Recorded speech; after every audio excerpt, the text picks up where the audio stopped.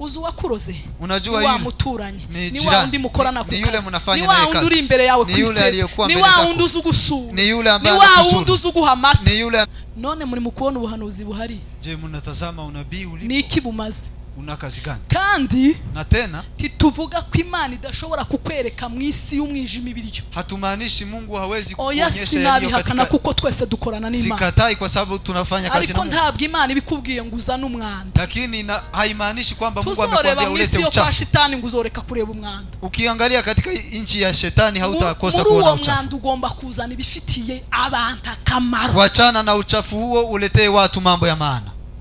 None Imana izakwereka abarozi bose bo mwisi ubivemo. Mungu atakuonyesha wachawi wote wa dunia hii. Tuvuge ko badahari baruzu. Hatumaanishi hawapo. None uzoza ubona umwanda uri mwisi. Utakuwa unaona uchafu katika dunia hii. Abari uzanira abantu. Alafu uletee watu. Niyo mpamvu abantu banukiwe bagize ibibazo. Ndio maana watu wamekuwa na shida. Ariko nzanye ubuhanuzi nkavuga ngo, lakini nikija na unabii niseme Imana yambwiye ngo uragwaye. Mungu ameniambia wewe ni mgonjwa. Kandi kanyereka baba kugwaza simbizi. Sinzi ko bazana wale ambao wanafanya ugonjwa. Ariko mu izina ry'Imana ya Isiraheli namenye. Lakini kwa jina la Mungu ambaye ni none uko murumva hari ico bitwaye. Hiyo mnasikia ni shida. Hari ico bitwaye. Hiyo ni shida sasa. Imana irambwiye. Mungu ameniambia wararwaye. Umegonjwa. Nishake mvuge ngo wagotomeye uburozi. Hata niseme ni uchawi ulipatiwa. Ariko mu izina ry'Imana namenye. Lakini kwa jina la Mungu yaravuze ngo tuzagiye twica ntacu. Alisema tutakula mambo ya kuangamiza na haitapona katika jina la Yesu. Uyazasigana makimbirane. Basi huyu atabaki na mafarakano. Usikubwenge ari chef w'izindi mpano zose. Unajua hekima ni chief wa karama zingine zote. Vuze mu kundimi niyo mpamvu uzusanga kubera kudasoma ijambo ry'Imana. Kwa sababu ya kutosoma abantu bakagongana. Watu wanagongana. Ubundi Biblia ivuga yuko Biblia inasema niba uvuze ururimi rutamenyekana ikiwa unazungumza ntihagira usobanura uceceke. Ikiwa hakuna mkalimani basi nyamaza. Rugishinzwe kuyisobanura ikungura abantu. Kwa sababu lugha itafsiriwe iminota 3 ukabona ntabari kuyisobanura. Lakini ukisema kwa dakika 3 na hakuna mtu anatafsiria. Uyivugire muri wowe. Igihe nshatse wakati niliolewa aliolewa timu y'abagore sinzi yo yari ivuye. Kulikuja timu ya wanawake. Noneho nje bakansura nziga ngo n'urukundo. Yeye walimuvisit akifikiria ni upendo. Ngo ndi wamumubona ko yavyibushe. Haujamuona vile amenenepa. Simenye ko babeshe ko natahanye inda. Basi hakuwa anaelewa kwamba walidanganya, yeye amekuja na uzito. Ariko Imana ishimwe ko ari Imana. Asante kwa sababu Mungu ni Mungu. Mugeni yambu. Abagore bakama bicara inka batanu. Nanjye ngo idadi ya watu watano. Mimi nafikiria wamekuja kuona ngo baje kureba ko natahanye inda. Lakini wamekuja kuona ikiwa ana ujauzito. Nzogukubita. Anasema nitakuchapa. Ngumva nitakuonyesha. Unacheza na mimi. Na wametoka. Wanatoka katika practice. Anasema usinizoe. Yewe bigenze gute? Ni nini? Niki kibaye? Ni nini mbaya? Ninampenda sana msichana. Ngo byageze igengwa abahungu ba mama mbese banyira ngo bakajamwinginga ngo kucyuri kwanga boss. Ilifika wakati dada za kugendekeye. Wakamwambia kwa nini unakataa kuolewa? Kandi uzukuntu bitameze neza. Unajua vile ilivyo hali. Ariko umugore ugira ingeso nziza. Mwanamke mwenye tabia nzuri. Asaba icitegerezo. Ni kielelezo. Muri quartier. Mtaani. Mu rusengero. Katika kanisa. Muri famille. Katika familia. Ariko uzikwizegwa. Lakini unajua kuamini. Na familia. Na familia. Uzikwizega umuntu akavuga ngo unajua kuaminiwa ubwo ari mama kanaka wangurije amafaranga. Kwa sababu ni mama fulani alinikopesha pesa. Hakuna shida. Ari amayagarura uko yaja. Ataregesha alivyochukua. Ariko kubera kutagira ingeso nziza. Lakini kwa sababu ya kutokuwa na tabia nzuri. Baza baguhereza amafaranga wavuze ngo kuwa kabiri uzayatanga. Wanakupatia pesa umesema Jumanne utaregesha. Miaka 5 ugende ngumubwire ngo mami pardon nari nzi ngo ndakugarura ya mafaranga. Na hata wezi mwambia samani nilijua kwamba nitaregesha. Lakini nimezuiliwa. Nilienda nikaenda hasa. Ariko umuteka mitwabona wa muntu kamuhunga wabona wa muntu kamuhunga. Unatoroka. Ubutaha ntibazayaguha. Siku nyingine hautapata pesa. Ntago bazayaguha. Hawatakupatia. Uri mu gufata amafaranga ngo unjanira ya mafaranga kwa kana. Naambia mtu nipelekee pesa hii kwa fulani. Umuntu agatangira akavujama akigurizamo. Mtu anafanya change ana. Niki cabaye? Ni nini mbaya? Na yawe. Ni pesa zako. Baguhaye amadolari ugatangira kwa ngo ndakugarura amanyarwanda. Ese ko baguhaye amadolari ulipatiwa dollars unaenda sasa kuregesha bagutumye kumuvunjiriza. Nani alikuambia uende ku exchange? Umuntu akavuga ati yewe we wabonye twa $2 ati nabonye amanyarwanda. Wanasema ulipata zile dollars, anasema hapana nilipata. None se ko namuhaye $. Nilimpatia dollars. Azanye guta amanyarwanda cyangwa amanyaki. Ameletaje pesa za Rwanda na nimpatia dollars. Usa wabanje uravunja umaze nk'ibyumweru bibiri waratwigurije. Uli exchange na ukatumia. Wajaga kubona ukabona utunyakenya. Basi ukipata Kenya shillings unamregeshea mtu. Wana papa nabo basigaye bavuga. Hata wanaume siku hizi wameanza kuongea. Ukuri kandi uko ni ukuri. Ni kweli, ni kweli.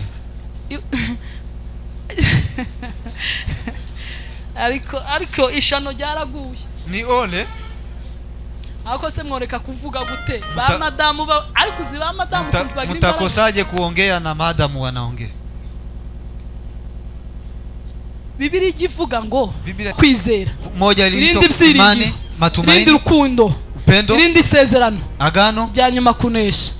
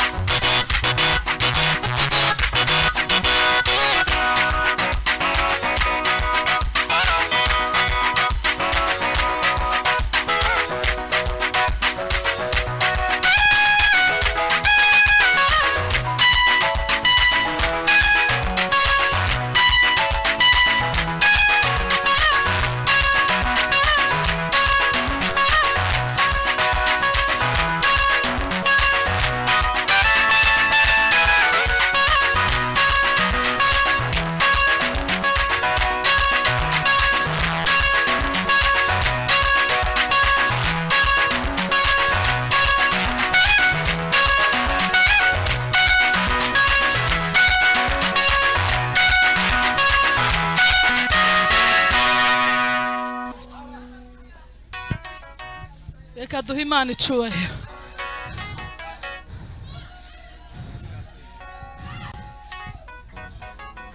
Semeni amen.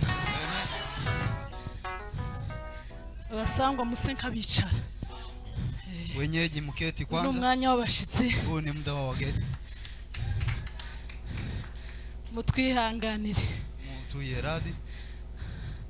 Reka nsaba Betami muze hano. Wacha niombe washirika wa Bethami wapite mbele. Abantu bo muri Betami ari bo baza. Watu kutoka Bethami. Tugiye kubyina. Tunataka kumchezea Mungu. Turasengera abagwayi. Tutaombea wagonjwa. Tubyine abarwayi bose bama babazima. Tutacheza na wagonjwa wote wapone. Hanyuma tuze kwinjira mu ijambo ry'Imana. Tukuje kuingia kwa Tuzamurira Imana icubahiro. Tumpe Bwana utukufu. Nanezerewe cyane. Tumefurahi sana. Nabonye abakobwa bamarehemu Rukema numva. Nimeona wasichana wa mwenda zake Rukema nikafurahi sana. Imana ishimwe ko nababonye. Asante kwa sababu nimewaona. N'abana bacu ba Betami. Ni watoto wetu wa Bethami. Imana ishimwe ko tukikonge kubona. Asante kwa sababu tumeonana mara tena.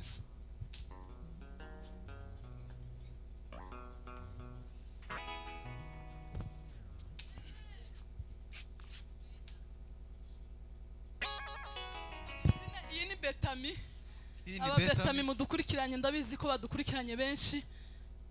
Turabaramukije. Tunawasalimu. Ndabizi ko bari ku gicaniro bari kudusengera. Najua wanaendelea kutuombea. Turabubaha cyane duhereye ku buyobozi bukuru kugeza ku Kristo. Twebwe ko baradusengera. Sisi wanaendelea kutuombea. Twaje hababizi ntabwo twaje hapa wakifahamu. Magendo. Hatuja kuja. Reka ziniyo ndirimbo. Wacha tucheze. Hanyuma umurwayi wumva atameze neza. Anahisi kuwa si salama. Mungu ni Baba. Sibyo?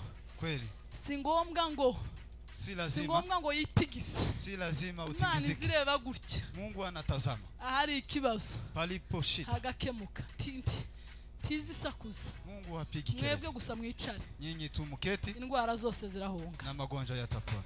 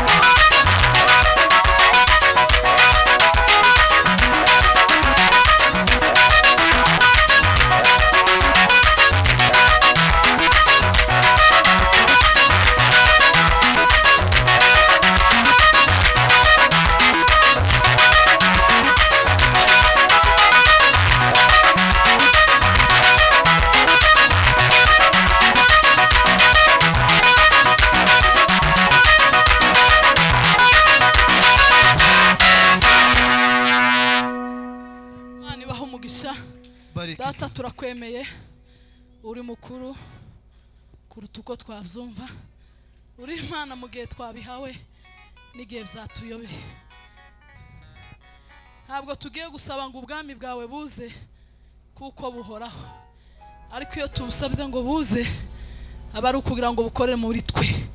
Ariko ubwami bwawe bwahereye kera butwara kugeza n'uyu munsi. Abumva baje batameze neza, abo haje bumva imibiri itameze neza, uyimanukemo Mana.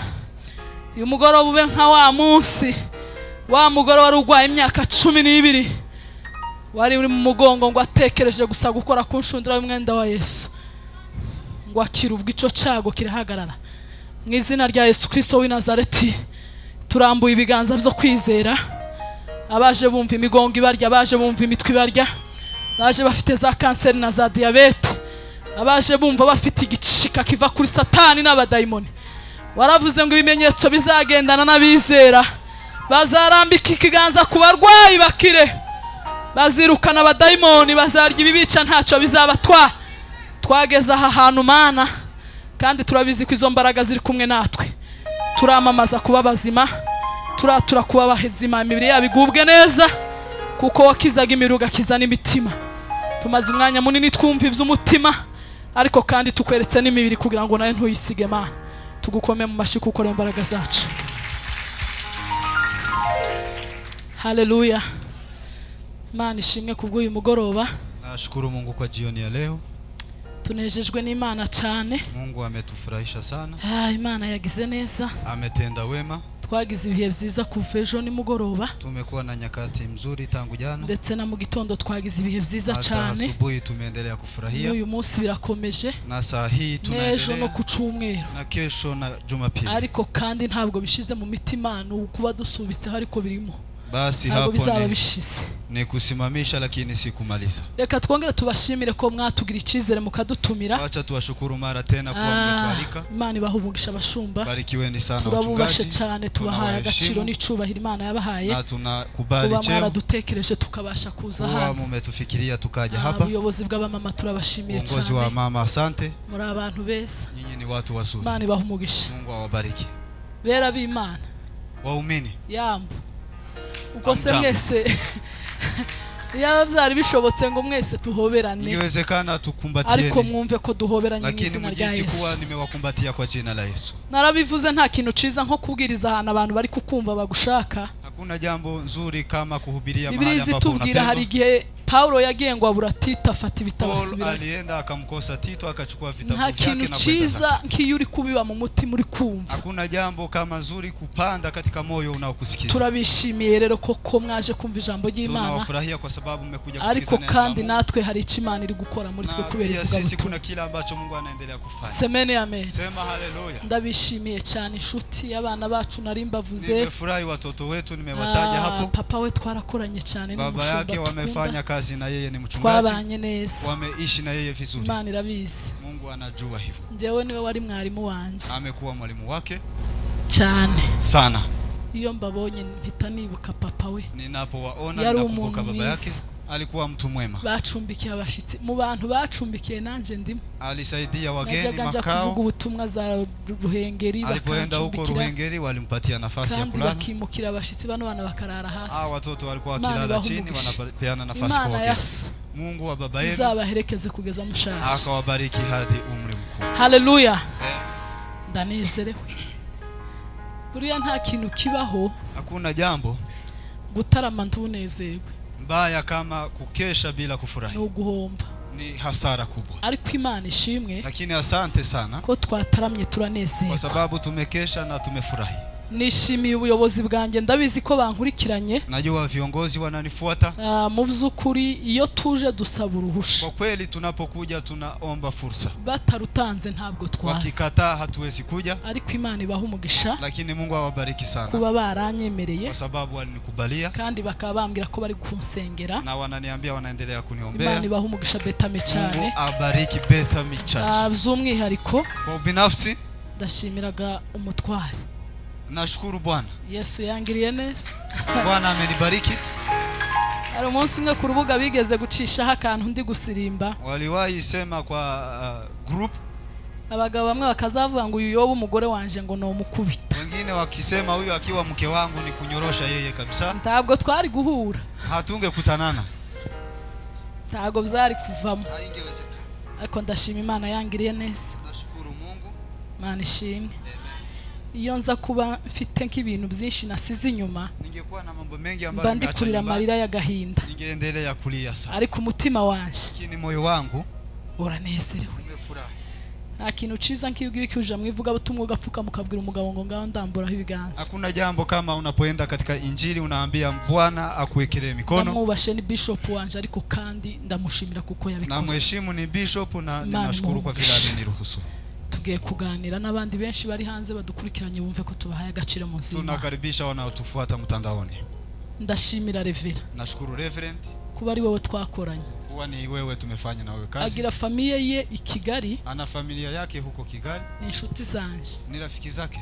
Nukuvuga ngo nibo bantu dushobora kwicara muri bira masaha ne tuganira ijambo ry'Imana. Ni watu wale ambao wanaweza kuketi kwa muda wa masaa 4 wakizungumza neno. Imana itibona ko igomba kuduhuza. Mungu akaona ni vema awakutanishe. Yakomeje kuvuga amagambo nkumva ari kunyinje, naratanga inyigisho yahagurukanye nizo nararushe ndamwereka. Uzi kuvuza ibintu zose nanateguye. Aliongea yale ambayo nimeandaa. Ngo Yesu ni furaha yangu. Niyo nanateguye 65 ivuga ngo Yesu ni ibyishimo byanjye. Alimba nyimbo ya 65 uyu mushumba biragenda Yesu ni furaha. Ibintu byose byakomeje. Mambo yote yamekutanana kabisa. Gukubitana ukunda.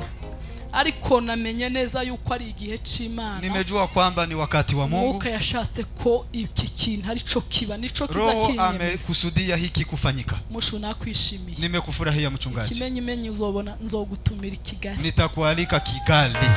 Cyane.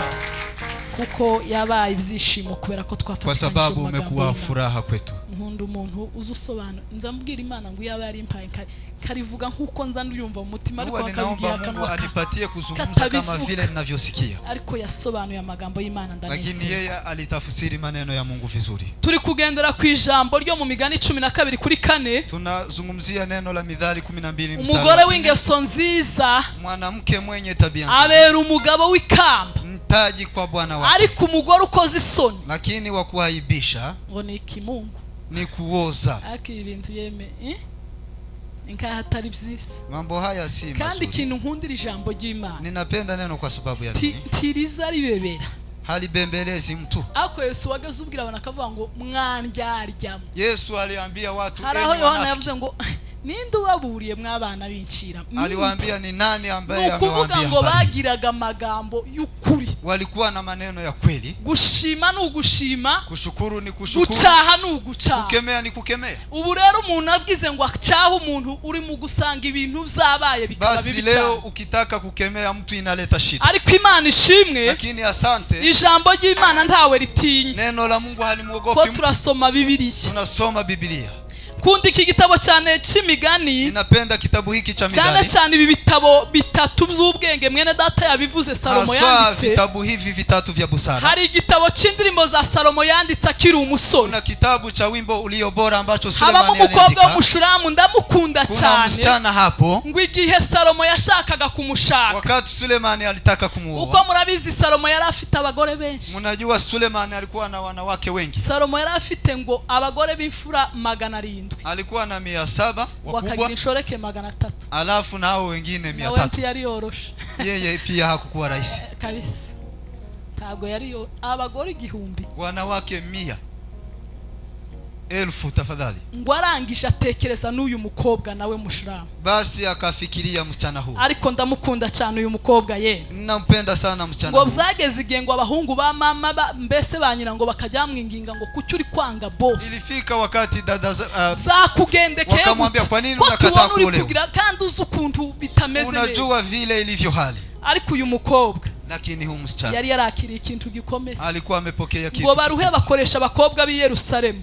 Wakapitia wasichana wa Yerusalemu. Abana b'abahungu ba mama twabita nka kamere. ni kama kaka zake wanamaanisha kamere ihora ihamagara buri muntu wese unaita kila mtu kugira ngo areke iby'umwuka ili aachane na mambo ya kiroho. ariko arababwira ngo umukunzi wanje sinomureka, lakini akasema mpenzi wangu simwache. ngo bagera igihe bakoresha abakobwa b'i Yerusalemu, wakapitia wasichana hao ngo abo bagereranywa n'ibihendo by'isi, hao wanafananishwa na zawadi za ulimwengu, ngo bakamubwira ngo niki umukunzi wawe arusha niki arusha abandi bantu. Mpenzi wako ana kipi cha, iyo usomye 5:9, unaposoma 5:9, ngo umukunzi wawe mbese arusha abandi iki, yeye ni bora kuliko nini? yewe wa mugore w'indata mu bagore, mwanamke, umukunzi wawe arusha abandi iki gituma utwihakana? ni bora kivipi sasa ili ukamkane? utwihanangiriza ucyo.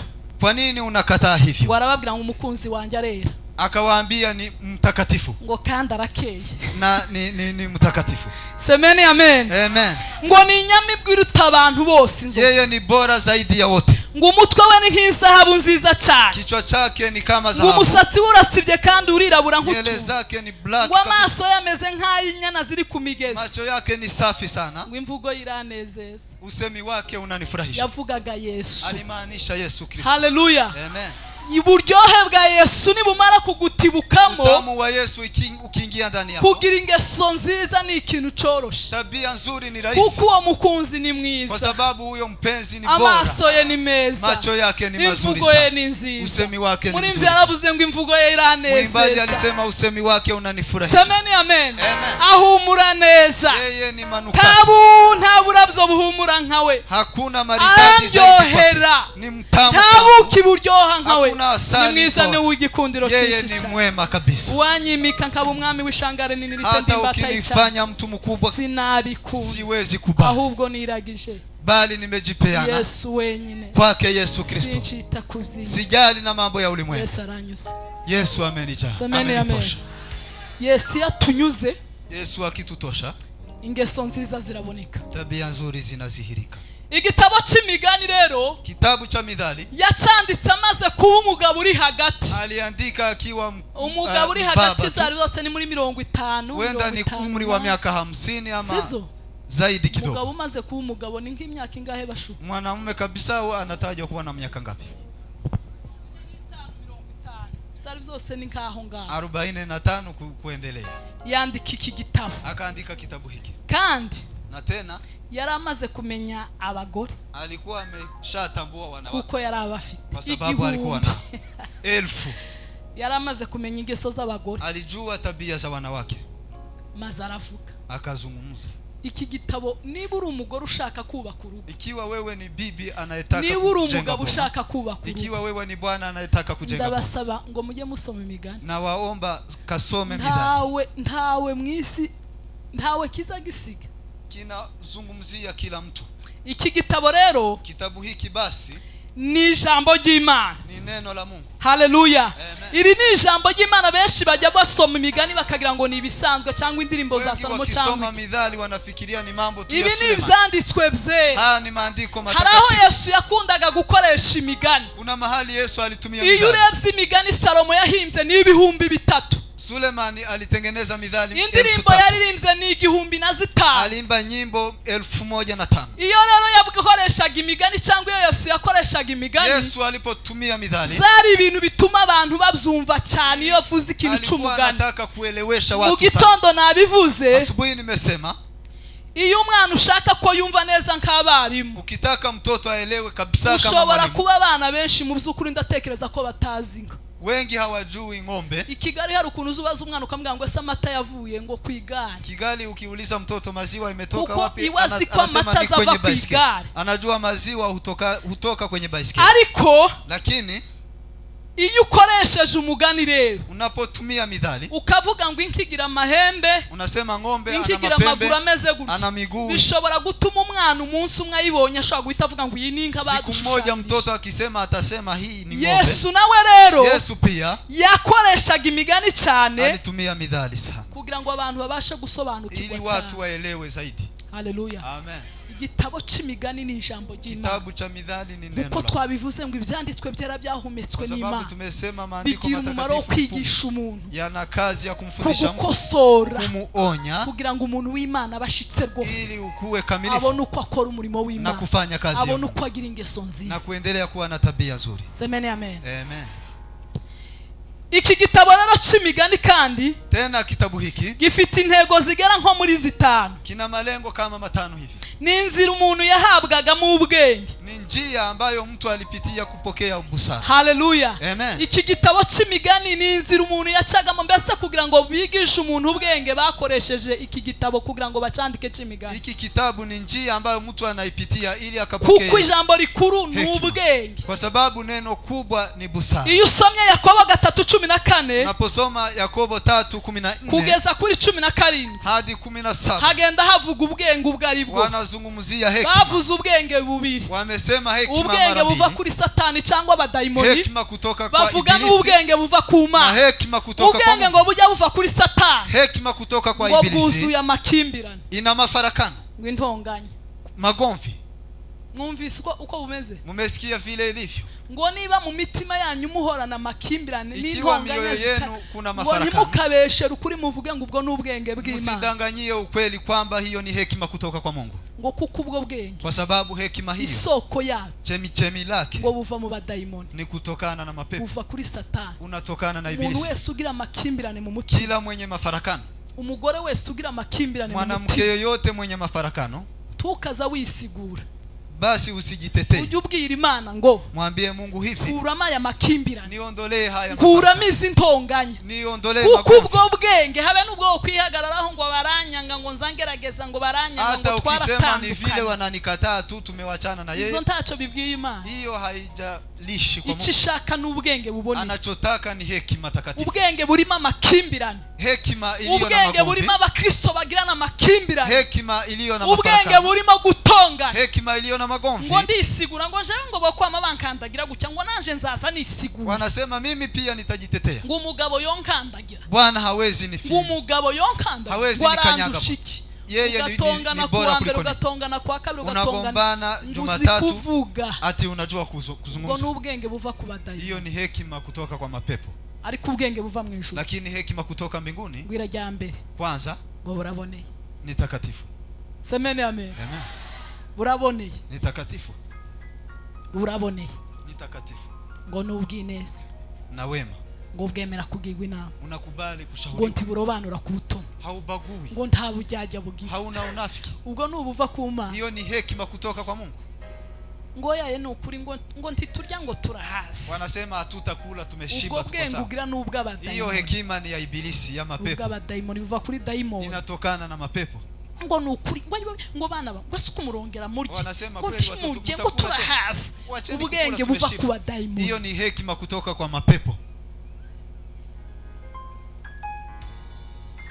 Janingingima nangu ikwereke Yesu mwakirena beniko gusabira kurubunjangira amahoro mu mutima yawe na Yesu mukiza wanje atemba nk'uruzi abisi nibayazi icamugasa uyahawe nawe janingingima ikwereke Yesu umwakirena ico ngusabira. Ndimo gusabira abantu. Ninaombea watu. Ubwenge bw'Imana butibuke mwisi. Hekima ya Mungu ishuke ulimwenguni. Kare twabivuze cyane muri seminere. Katika semina tumezungumza. Familia zarashambaguranye. Familia zimeshambuliana. Familia zabaye agatogo. Ibyishimo by'umuryango, ibyishimo by'uko nishima kwari ukumva muri umuna wanje yabyaye, kumva mukuru wanje yabyaye, kwamba nimesikia dada yangu ameza, tunapiga kelele na shangwe, tunafanya hivyo. Ariko urakora ku mwana ngo kwa jina la Yesu. Lakini sasa hivi ukiongelesha mtoto anasema kwa jina la Yesu. Ariko uzimwene nyoko kugukemea wafata umwana we. Unajua ndugu yako kukukemea ukishika mtoto wako. Isi yararangiye. Dunia imeisha. Isi yarashize. Dunia imeisha kabisa. Isi yarashize. Dunia imeisha. Uzi gusigira nyoko umwana ukazukomesha. Unajua kuachia mama yako mtoto unasema uzi nyoko kugusura ukazukomesha. Mama yako akiingia kwako unasema koma shetani. Isi yararangiye. Dunia imeisha. Bibiri yitwoburija kubaha abayobozi, kubaha nubwo baba ari ibigoryi, iratwoburija kubaha, kuheshimu, iratwoburija kubakunda, kubakunda, kubapenda. Abanzi ngo tubakunde, inatushurutisha kupenda maadui. Nibagwara ngo tubasenge, nibasonza tubabambere bo guhaha, wanapoisinja tuwapatie chakula. Ariko isi ndishaka kumva uko nukuvuza, ababumva bonterura bakanjuka. Hata hivi kuna wale wanasikia wamekasirika. Janingingimana ngwikwereke so umwakirena wimikokusabira. Uzi kwambara mu bukwe imikenyero, mwese mwambaye imikenyero ihuye, kuvaa nyinyi wote katika harusi, ariko imitima yarashandabutse, lakini mioyo imevunjika. Uzi kwicara muri mu bukwe aho kugira ngo muvuge ngo munaketi katika harusi, badala ya kushangilia unasema hawa na wao. Ibintu byabaye gato, mambo yamekuwa shida, ariko ubwenge buva mu ijuru, lakini hekima kutoka mbinguni tibugira uburyarya. Hauna unafiki, tagusuhuza. Niba utazamva umuntu ntukaze umusuhuza, ikiwa usikii mtu wachana na yeye, umwihorere uje ku ruhande usaba Imana, wachana na yeye, nenda kando ukamwombee Mungu. None uzubwira umuntu ngo uramukunda gututamukunda. Kwa nini unaambia mtu kwamba unampenda bila kumpenda? Kuvuga urukundo utarufite. Kwa nini unazungumza upendo bila? Uzubivugira iki? Kwa nini unazungumza? Ninde wo kwica utavuze? Nani atakuwa usipozungumza upendo? Niki? Ni nini mbaya?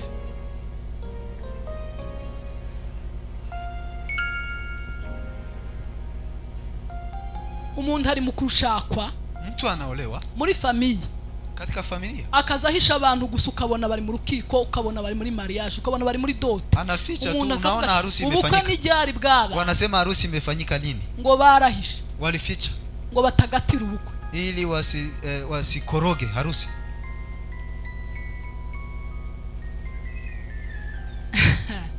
Imana ishimwe kwizaza. Asante kwa sababu Yesu atarudi. Aka kavuyo kazashi, kelele hizi zitakwisha, ibi bintu bizashi, haya mambo yatakwisha. Bamwe ukaja kubona familia, ukamubona umwana wawe yageze Amerika, unaona mtoto wako amefika, ngo yagiye adaseze, ngo batica, ngo ameenda bila kuaga ili wasiharibu process, ngo adakora accident, ili asifanye accident, ngo bada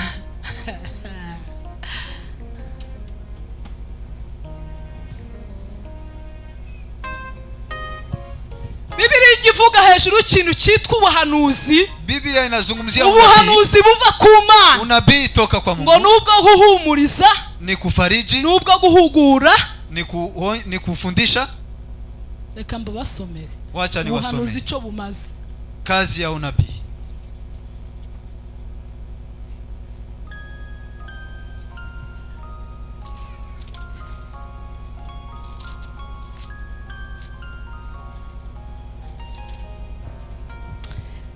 Mushishikara urukundo. Abakorinto ba mbere 14, Wakorinto wa kwanza 14, ndageza kuri 3, nitafika mstari wa 3. Mushimikira urukundo kandi mwifuza impano z'umwuka, ariko cyane mwifuze guhanura. Uvuga ururimi rutamenyekana si abantu habwira keretse Imana, kuko ari nta wumva, ahubwo mu mwuka avuga amayoberane. Ariko uhanura we abwira abantu ibyo kubungura, ibyo kubahugura n'ibyo kubahumuriza. Bali yeye autubuye asema na watu maneno ya kuwajenga na kuwafariji na kuwatia moyo. Nabii anasema nini?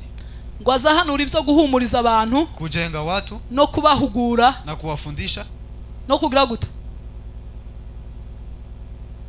no kubahumuriza na kuwafariji. None muri mukubona ubuhanuzi buhari? Je, mnatazama unabii ulipo? Niki bumaze? Una kazi gani? Kandi na tena hituvuga ko Imana idashobora kukwereka mu isi y'umwijima ibiryo. Hatumaanishi Mungu hawezi kukuonyesha yaliyo katika, kuko twese dukorana n'Imana. Sikatai kwa sababu tunafanya kazi na Mungu. Ariko ntabwo Imana ibikubwiye ngo uzane umwanda. Lakini haimaanishi kwamba Mungu amekwambia ulete uchafu. Kwa shetani ngo uzoreka kureba umwanda. Ukiangalia katika nchi ya shetani hautakosa kuona uchafu. Umwanda ugomba kuzana ibifitiye abantu akamaro. Wachana na uchafu huo, uletee watu mambo ya maana.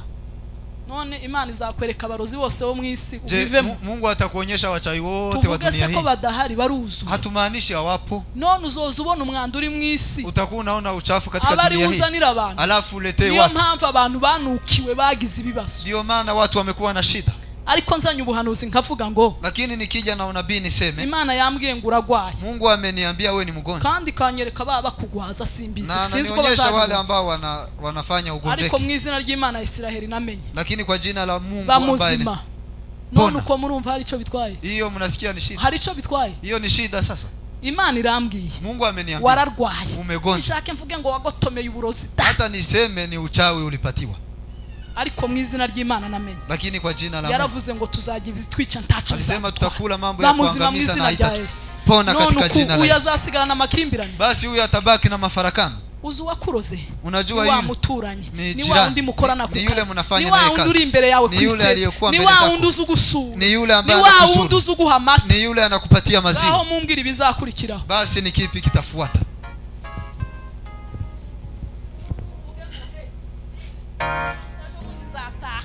Nitarudi nyumbani. Kwa nini mlinialika? Mbona mkanialike?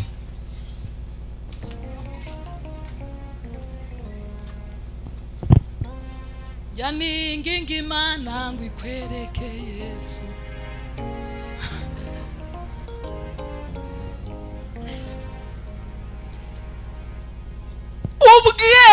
Ubwenge ku mugore w'ingeso nziza burakenewe. Hekima inahitajika kwa mwanamke. Nta muntu ushobora kugira ubwenge ngo aburinge, nta muntu ushobora kugira ingeso nziza ngo abure ubwenge bivemo. Mtu hawezi kuwa na tabia nzuri akose hekima. Ubwenge ari chef w'izindi mpano zose. Unajua hekima ni chief wa karama zingine zote. Vuze mu kundi niyo mpamvu usanga kubera kudasoma ijambo ry'Imana. Kwa sababu ya kutosoma neno. Abantu bakagongana. Watu wanagongana. Ubundi Biblia ivuga yuko Biblia inasema niba uvuze ururimi rutamenyekana ukavuga unazungumza ntihagira usobanura uceceke. Ikiwa hakuna mkarimani basi nyamaza. Rugishinzwe kuyisobanura ikungura abantu. Kwa sababu lugha itafsiriwe iminota 3 ukabona nta bari kuyisobanura. Lakini ukisema kwa dakika 3 na hakuna mtu anatafsiria. Uyivugire muri wowe.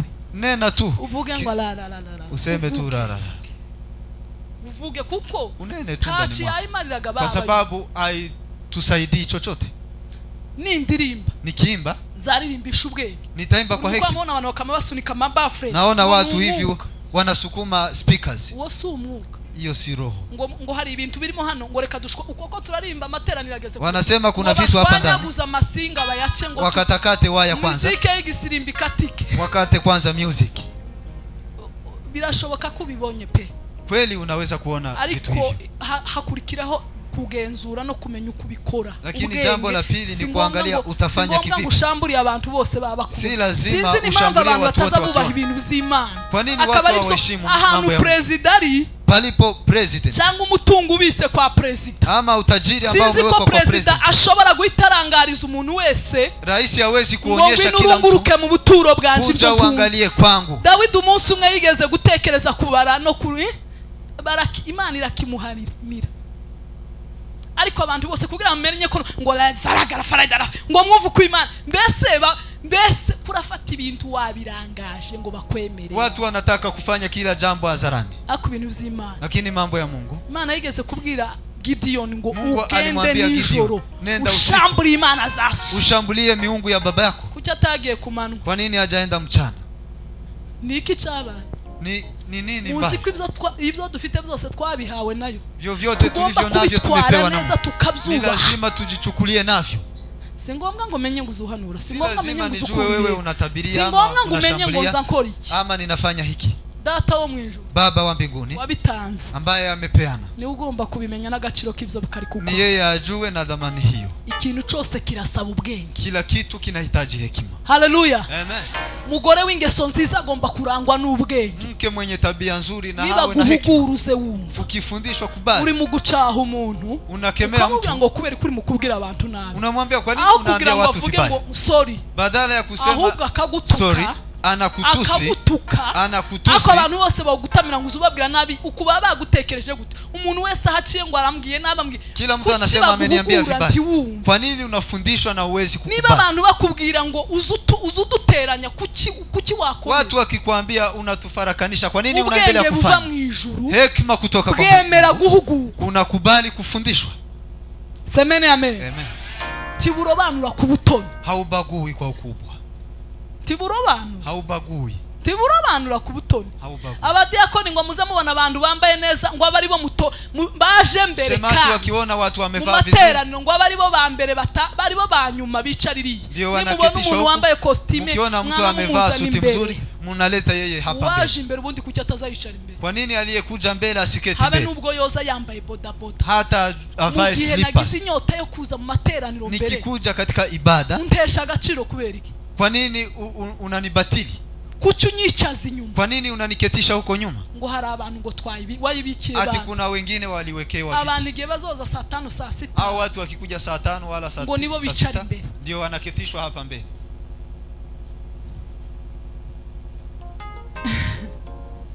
Umva nkubwire aya magambo meza zaza,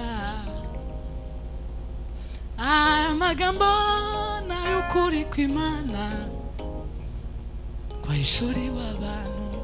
Umva nkubwire ijambo rinezeza umugenzi, nitugera mu ijuru tuzaruhuka. Ene datana iye muru asoye arakweza kugiri taremigisha. Abantu bamaze gukomera kukuga ngo ndumuvuga ubutumwa watu wanajifanya sijui kwa sababu mimi ni mhubiri ninajifanya mtu mkubwa sana.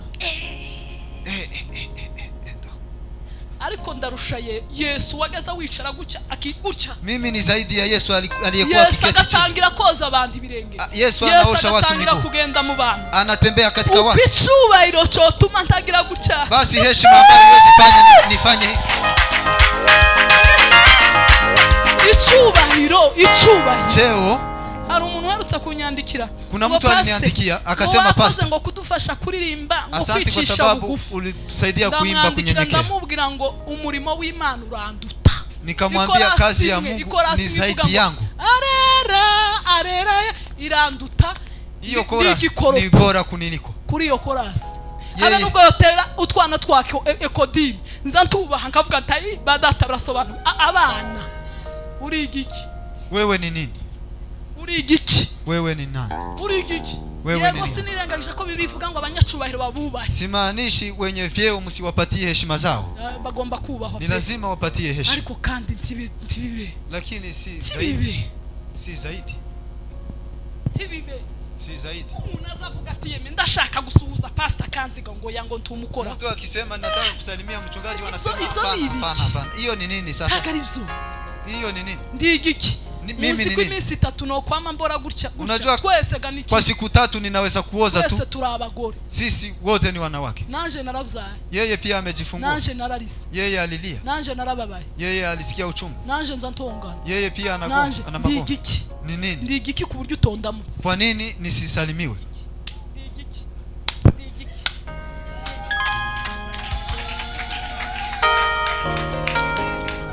Ukundi igiki? Yeye ni nini ili asisalamiwe? Ihangane mpambire igite. Sawa.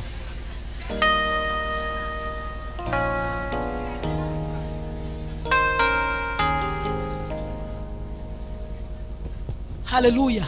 Amen. Ndabasabira kugarura ubwenge. Na waomba kuwa na hekima. Satani iri mukongoza abantu igakомeza ikabapepera. Ibilisi anaongoza watu tu anawafanya hivi. Imiyaga ya shitani. Anaweka mapepo yake ya ibilisi. Ukemera. Unakubali. Yo, uzogwa nabi. Utaanguka vibaya. Ariko umugore w'ingeso nziza. Lakini mwanamke mwenye tabia nzuri akamenya guca bugufi. Anajua kunyenyekea. Akamenya imvuga agomba kuvuga. Anajua usemi ambao akamenya. Anajua. Hari ibintu mu bintu Imana yanga mu bintu yanga. Harimo amaso y'ubwibone. Mungu hataki biri mu bintu Imana ya majivuno.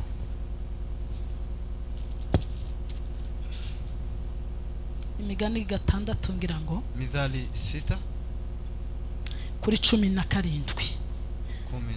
Reka duhere 16. Hari ibintu bitandatu ndetse 7 Uwiteka yanga bimubera ikizira nibi: amaso y'ubwibone, ururimi rubesha, amaboko avusha amaraso y'utariho urubanza, umutima ugambirira ibibi, amaguru yihutira kugira urugomo, umugabo w'indari kuvuga ibinyoma, n'uteranya abavandimwe. Ibyo bintu Imana irabyanga. Mungu hataki mambo. Ibyo bintu Imana irabyanga. Mungu hapendi. Ukabona uzuteranya abavandi. Ukiona wewe unafarakanisha mandugu.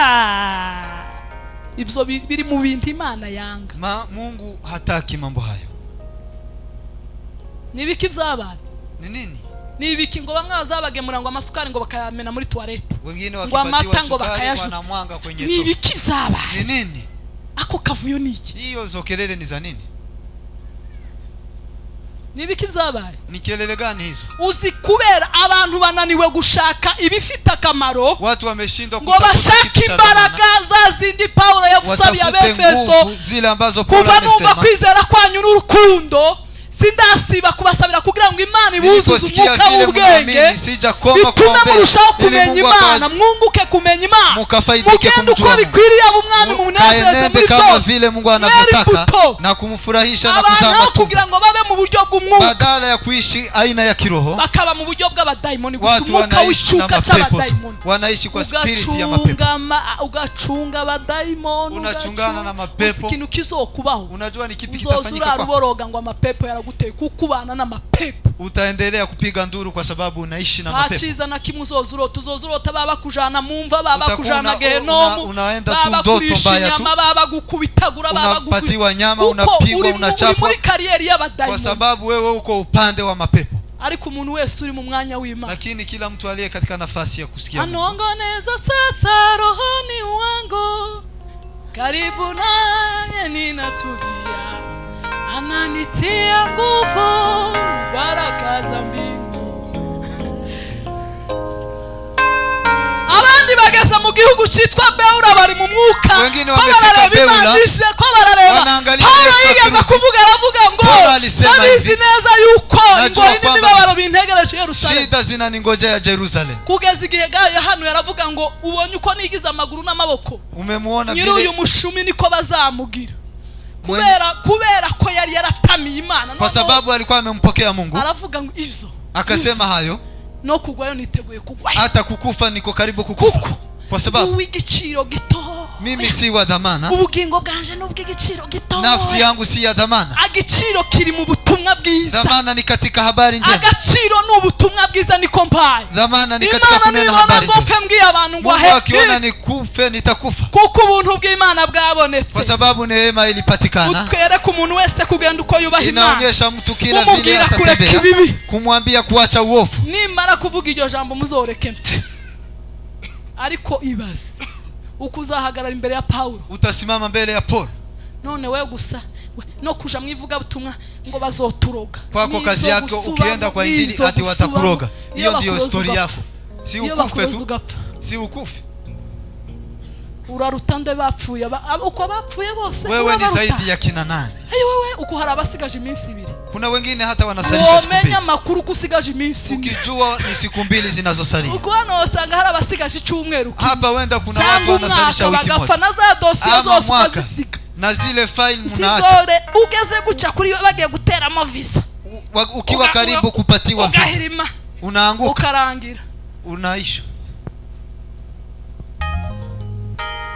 Turananirwa gushaka ibifitiye ibyahishwa abanyabwenge. Kutafuta yaliyofichwa wale wenye hekima. Urananirwa gushakisha iby'isi yabuze. Unashindwa kutafuta kile ambacho Mungu amekosa. Umwambie Mungu ni vipi nitaweza kuwa na tabia nzuri katikati ya wapagani. Petro aliandika akasema, mugira ingeso nziza hagati mu bapagani. Iweni na tabia nzuri kati ya wapagani. Hata kama hawataki, wanawasingizia na kuwatusi. Wanawachukulia kuwa nyinyi ni bure. Lakini siku ya kutembelewa watajua kazi za Mungu. Ico nico cyakagombye kuguhirimbiza. Hiyo ndio kazi ungefanya. Unasema Mungu, kazi hii ambayo unanipatia. Kuna mapepo, kuna wachawi, mbona kuna waganga. Ninawezaje kuishi na wao? Na katika kuishi na wao unakuwa kielelezo. Kababera example. Ninakuwa mfano ama kielelezo. Kababera. Ninakuwa mfano. Paulo yandikiye Timotheo Timotheo, Paul alimwandikia Timotheo gice wa mbere kane kuri 12. Timotheo wa kwanza sura ya kwanza mstari. Aramubwira ngo mwana wanjye, akamwambia mwanangu, ujye ubicitegerezo, ukuwe kielelezo. Semeni amen. Amen. Ujye ubicitegerezo, ukuwe kielelezo. muvuga katika usemi wako, mu ngeso zawe, katika tabia zako. Semeni amen. Amen. Reka tuwashake, ndakunda cyane. Acha tutafute nafasi hiyo. Turi kuvuga ingeso nziza, tunasema tabia nzuri. Ntiyakagira uhinyura ubusore bwawe, kane kuri 12 Timotheo wa mbere 4:12. Ahubwo ubicitegerezo c'abizera, bali uwe kielelezo kubyo uvuga, kwa maneno yako, ku ngeso zawe, kwa tabia zako, ku rukundo, katika upendo, no kukwizera, na imani, no ku mutima uboneye, na usafi. Uzubicitegerezo, uwe kielelezo. Semeni amen. Amen. Umugore ugira ingeso nziza, mwanamke mwenye tabia nzuri, azabicitegerezo, ni kielelezo muri quartier, mtaani, mu rusengero, katika kanisa, muri famille, katika familia. ariko uzi kwizegwa, lakini unajua kuamini na familia, na familia. Uzi kwizega umuntu akavuga ngo unajua kuaminiwa, ubwo ari mama kanaka wangurije amafaranga, kwa sababu ni mama fulani alinikopesha pesa, hakuna shida, aramayagarura uko yaja, ataregesha alivyochukua. ariko kubera kutagira ingeso nziza, lakini kwa sababu ya kutokuwa na tabia nzuri, baza baguhereza amafaranga wavuze ngo kuwa kabiri uzayatanga, wanakupatia pesa umesema Jumanne utaregesha, miaka 5 ugende ngumubwire ngo mami pardon, nari nzi ngo ndakugarura ya mafaranga, na hata wezi mwambia samahani, nilijua kwamba nitaregesha, lakini nimezuiliwa, nilienda nikaenda hasara. Ariko umuteka mitwabona wa muntu kamuhunga, wabona wa muntu kamuhunga, unatoroka utaha ntibazayaguha, siku nyingine hautapata pesa, ntago bazayaguha, hawatakupatia. uri mu gufata amafaranga ngo unjanira ya mafaranga kwa kana, naambia mtu nipelekee pesa hii kwa fulani, umuntu agatangira akavujama akigurizamo, mtu anafanya change, niki cyabaye, ni nini mbaya na yawe ni pesa zako, baguhaye amadolari ugatangira kwa ngo ndakugarura amanyarwanda. Ese ko baguhaye amadolari, ulipatiwa dollars, unaenda sasa kuregesha pesa zingine, nani alikuambia uende ku exchange? Umuntu akavuga ati yewe we wabonye twa $2 ati nabonye amanyarwanda, wanasema ulipata zile dollars, anasema hapana, nilipata. None se ko namuhaye amadolari, nilimpatia dollars, azanye gutamanyarwanda cyangwa amanyaki, ameletaje pesa za Rwanda na nimpatia dollars? Wabanje uravunja umaze nk'ibyumweru biri waratwigurije, uli exchange na ukatumia, ukabona utunyakenya, basi ukipata Kenya shillings unamregeshea mtu. ujye ubicitegerezo, uwe kielelezo. Semeni amen. Amen. Ujye ubicitegerezo, uwe kielelezo, ujye ubicitegerezo, uwe kielelezo.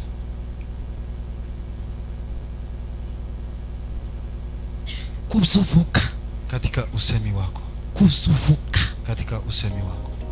Umugore w'ingeso nziza, mwanamke mwenye tabia nzuri, abicitegerezo ku magambo avuga, ni kielelezo kwa maneno yake. Nimeshangaa, ariko hanze, hapa nje hari amagambo, kuna maneno, hari amagambo, kuna maneno kabisa, yeme mwabagore, yemwe mwa none n'abapapa nabo basigaye bavuga, hata wanaume siku hizi wameanza kuongea ukuri, kandi uko ni ukuri, ni kweli, ni kweli.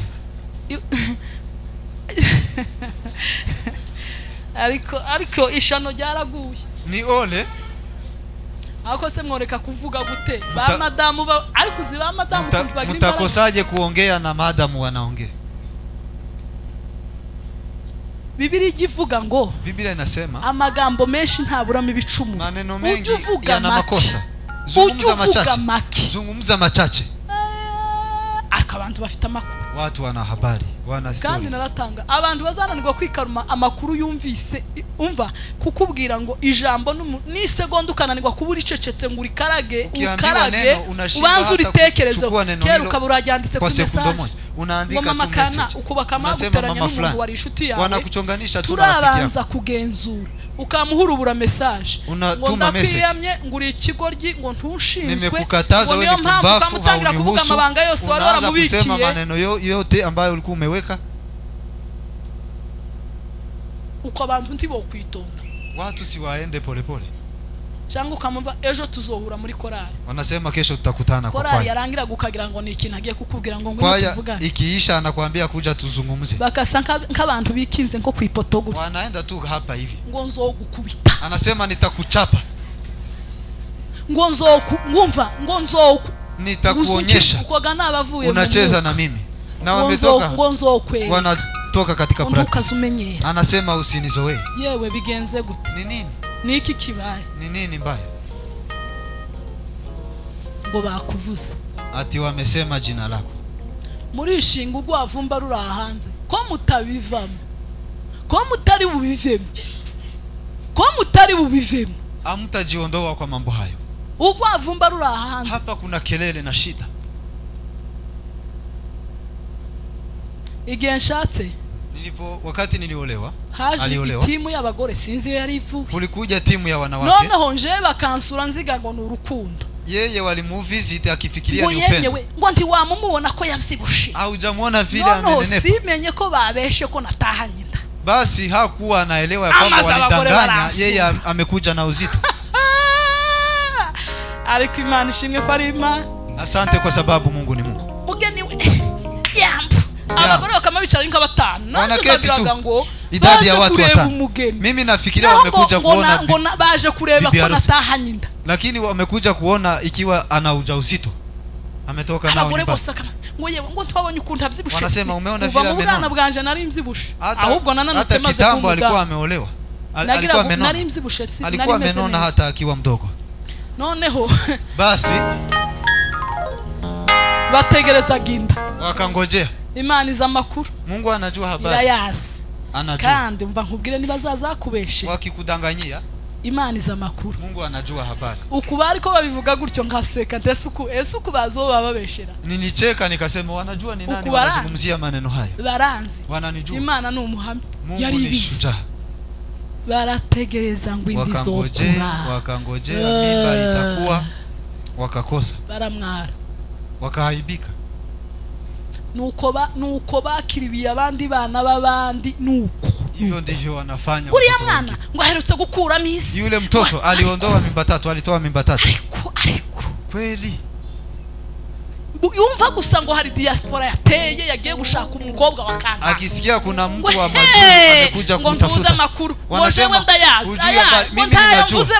mimi najua lakini sineni. Ukisema hivyo uburi gatera basi unachonganisha watu. Ngo ntacho mvuze. Sineni sizungumzi chochote. Uvuze ngo ntacho. Wanasema hapana sizungumzi. Kwa muraseka ariko Yesu azaza. Munacheka na Yesu atakuja. Yesu azaza. Yesu atarudi. Umwana wawe mtoto wako woza kumukora ngize ukavuga ngo aratwite. Wanaweza kuja kumpoza unasema uvuga ati uzuhambira uhambire wende gupfa. Hata akiwa na uzito ni bangahe bari mu kuzijana kuzikuramo baherekejwe na banyina. Ni ngapi wanaenda kutoa mimba wakisindikizwa na mama zake? Ni idadi ya watu wangapi? Amazi umwana abandi wumva makuru ngo bayimukuriye. Alafu mtoto wa wengine ukisikia wametoa abakozega makosa nabo babapagana.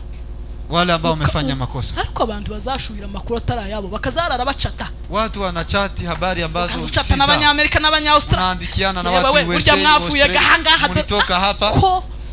Uko mubonye umwanya muze muvuga amagambo yururutse. Munapopata nafasi munene maneno ya maana. Ukubonye opportunity. Ukipata nafasi nena. Yo kwandika kuri WhatsApp uzuvuga ngo Yesu ni mwiza. Sema Yesu ni mwema. Andyohera cyane. Urukundo ninge uze wandika amagambo. Wandike mambo ya maana. Muza mwandika ibiki? Kwa nini munaandika mambo hayo? Wicitegerezo muzuzu uvuga. Kuwa kielelezo kwa usemi. Ngo wicara uvuga nabi mwene so nka kwihorera. Unaketi ukizungumza ndugu yako vibaya. Unafikiria mimi ni kama wewe. Nitakuadhibu. Bishira imbere y'amaso yawe byose ko bikurikirana. Abantu bazobura uko bagira. Watu watashinda. Tugera mu ijuru. Tukifika mbinguni. Abantu bazobura uko bagira. Watu watakuwa na haibu. Ikintu cyose kizopimwa. Kila kitu kitapimwa. Amagambo y'imfabusa wavuze. Maneno yote ya uovu uliyosema uzayabazwa. Utaulizwa. Bariya bose washinjije ngo nabarozi utaba. Wale wote ulishuhudia kuwa ni wachawi. Umuriro uzokwakira. Moto utawaka kwako. Bajya bose uzubesha ngo nabasambanye. Wale wote unasema kuwa ni bajya bose uzuvuga ngo baza batera. Abajya bose uzuvuga utarisiri. Ambao hujui. Uzoyabazwa. Utaulizwa. Witegure rero. Ukuwe tayari. Utegura urubanza rw'Imana. Ujiandae kwa mahakama. Ugenda siga abandi bantu amabye. Isi yose ikakwanga kubera umuntu umwe. Dunia inakukataa kwa sababu ya mtu mmoja. Wagera hano abantu bose akazama bahunga. Anakuharibia ukifika mahali. Abantu wumvaga wo bana n'abantu. Abantu bakaba bagushiraho. Watu wanakutoroka wote kabisa. About y'umuntu umwe gusa. Kwa sababu ya mtu mmoja. Kugusiga mabsi. Anakupaka mavi. Unafikiria hiyo ni jambo rahisi? Tago choroshe. Si rahisi. ntago coroshe, si rahisi. gatuma abantu bazinuka itorero nkiri bakarireka ngo nuko wavuza amagambo. Watu wanaachana na kanisa kwa sababu ya maneno yao. Gatuma abantu banga umushumba ngo nuko wavuza amagambo. Watu hawampendi mchungaji kwa sababu ya maneno. Mu miryango bamarana ngo nuko wavuza. Watu wanafarakana katika familia kwa sababu ya neno lako. Mwizina rya Yesu. Ninawaomba kwa jina la Yesu. Uzuvuguru wa 10 bahavuze icenda rya mbere. Uze basi ku mwanya wa 10. Basi wacha 9 waongee, at least waongee ukiwa bimeze ntukazuwa. Ukishajua ukweli wa mambo. Wavuze chose. Usikue wa kwanza kwa sababu chochote ulichokisema uzakibazwa. Utaulizwa. Haleluya. Amen. Geso zawe zibe nziza. Tabia zako ziwe kwizera kwawe kube kwiza. Imani yako iwe safi. Twagize kwizera yeme. Je, tukue na imani. Ukunti twobwira kwizera kubyo twokandagira inzoka na scorpion. Hatuwezi kuwa na imani kwamba tukakanyange nyoka. Kwizera. Imani. Daudi ngo agiye guhangana na Goliath. Daudi alipoenda kupambana na Goliath, mawe 5. Alichukua mawe 5. Rimwe ryitwa kwizera. Moja lilitwa imani, matumaini, irindi rukundo, upendo, irindi sezerano, agano, rya nyuma kunesha. La 5 lilikuwa ni kushinda. Alipochukua hivi kwizera, imani, kwizera, imani, kuramuhamiriza ngo iyamfashije kici intare ni ikamwambia kwamba aliyenisaidia kuwa simba, yule Mfilisti nitamwangamiza. Biblia izivuga ngo yari muremure, Biblia inasema alikuwa mrefu metero kazi 5 standatu uburebure. Alikuwa kama 6 yaratwaye ikote rifite ka 25 yifu. Koti yake ilikuwa mzito sana. Agafuka ka 25 akambaye kabisa. Koti yake tu ilikuwa inapima 25 kg.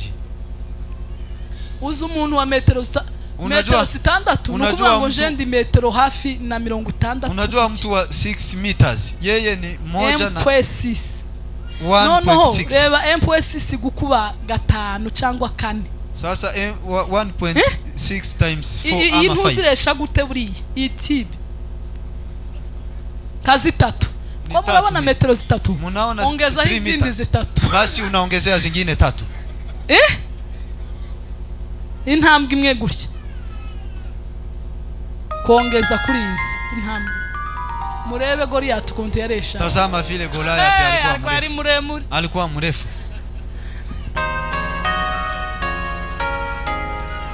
Naamini ninakuamini Yesu. Naamini neno. Daudi akavuga ngo nubwo aresha kuri. Ndamukorera hata kama ni mrefu. Kwizera kukamubwira ngo Goliath we. Imani ilimwambia Goliath. Nakurebye mbona ntugira imana. Nimekutazama nikaona hauna Mungu. Nta kibazo unteye.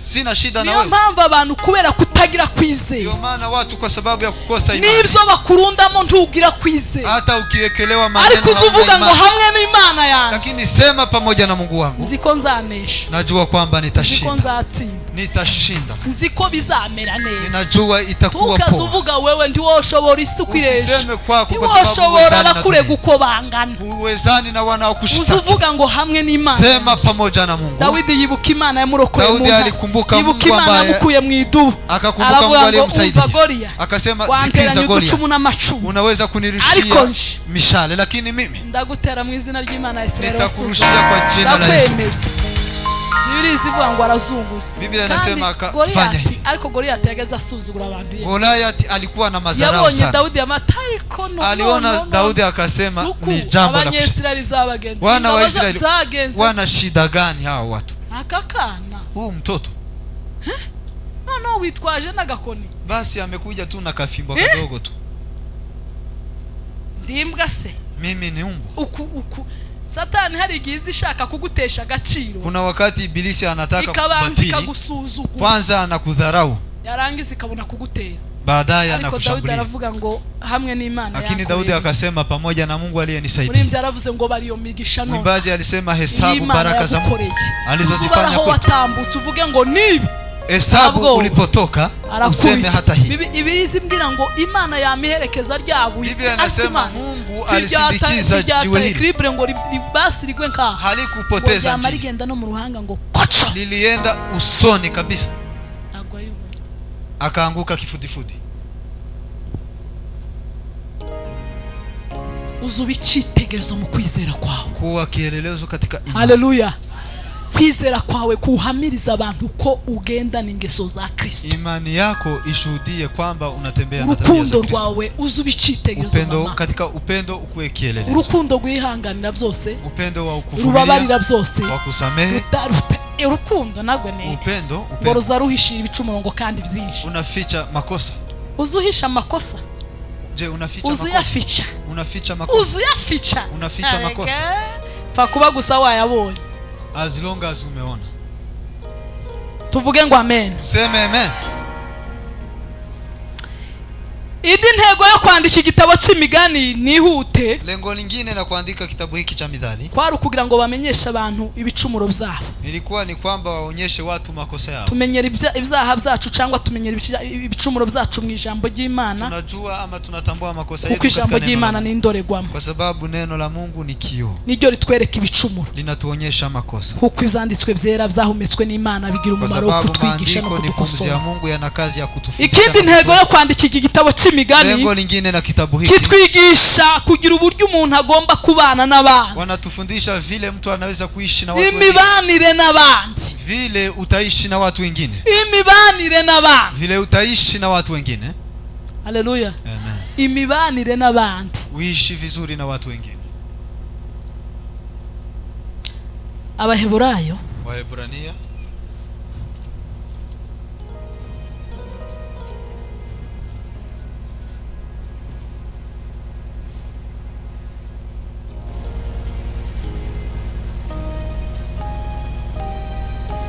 Cumi na kabiri kuri 14. 12:14. Umugore w'ingeso nziza abana n'abandi neza. Mwanamke mwenye tabia nzuri anaishi na watu wengine vizuri. Mugira umwete wo kubana n'abantu bose amahoro n'uwo kwezwa. Tafuteni kwa bidii kuwa na amani na watu wote. Kuko utejejwe atazareba umwami Imana. Na huo utakatifu ambao hapana mtu atakayemwona Bwana. Haleluya.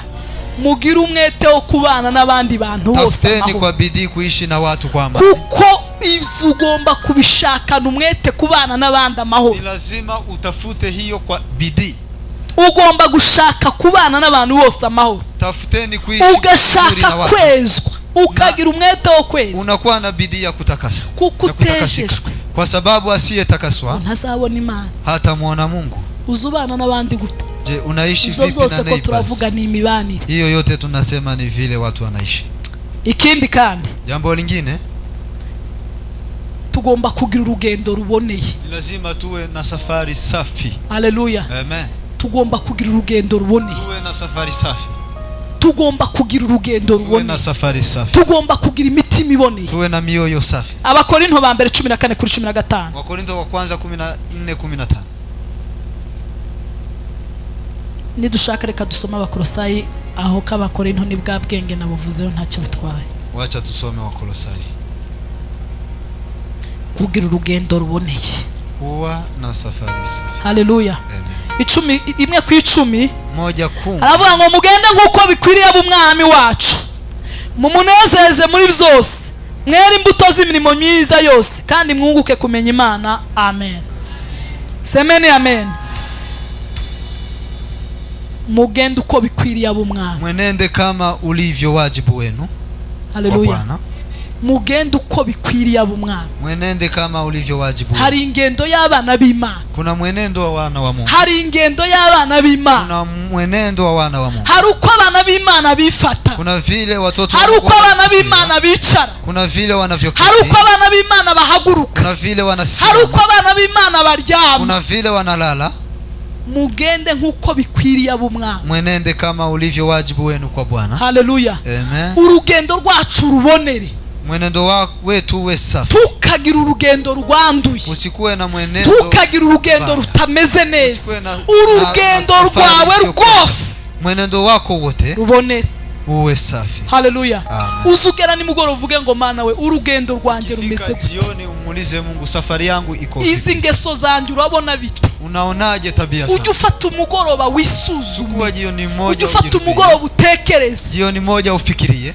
Utekereze ubuntu wagiriwe. Ufikirie neema uliyopatiwa. Nurangiza utekereze ukumeze. Ufikirie vile ulivyo. Hanyuma biguheshe. Basi utapata.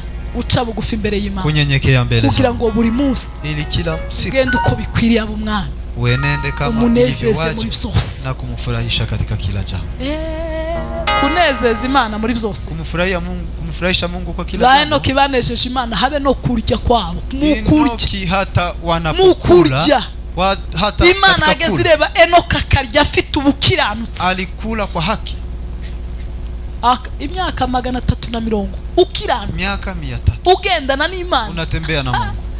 Imana ikabona gusa azagenda neza. Mungu anaona unatembea. Tekereza kugeza aho bakwimura mu isi udapfuye. Fikiria kuhamishwa bila kukufa kutoka dunia hii. Imana iravuga ngo uyu ntiyoca mu gitaka. Mungu akasema huyu hawezi kupitia kwenye udongo. Ingendo ni nziza. Uwanza chunga ari kurya. Yule ambaye ninaangalia kila. None wewe tworeba mu bijyo byawe se. Reba ukuntu tukiangalia kukula. Ubwanza gusa. Unapatia watu chakula hata hawashibi. Tibahage. Watu hawashibi. Tibamererwe nkaneza bakagira gusumushiha mu nzu kubera kudahaga. Bamwe baza bafata ibijyo bagahisha mu byumba bararamo bakazajana munsi y'urutara. Abanda masukara bango mu makote ntazi. Sukari zimewekwa huko. Imineke izijanwa mu cumba ngo ndiyagira ukoraho. Imineke izoshira katika chumba.